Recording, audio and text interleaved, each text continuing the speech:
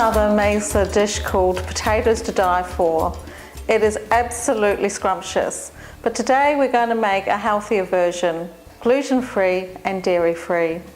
To get this potato bake started, we're first going to make the replacement for the creamy, cheesy base.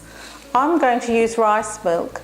To my rice milk, I'm going to add some Dijon mustard and some nutritional yeast flakes and some arrowroot to thicken.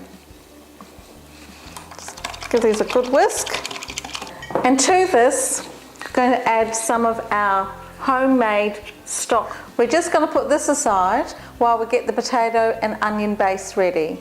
I'm just going to slice 3 potatoes with the mandolin and half of the onion.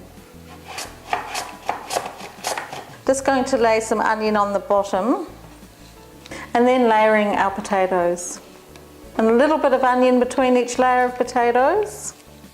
And now pour some of your alternative cream rice mixture over the top and then begin layering again with your potatoes and onions and keep layering until it's nearly at the top.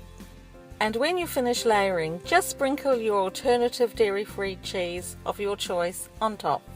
Cover your dish with foil and we're going to pop it in the oven, a hot oven, 220 degrees for 45 minutes. After then your potatoes should be nice and soft.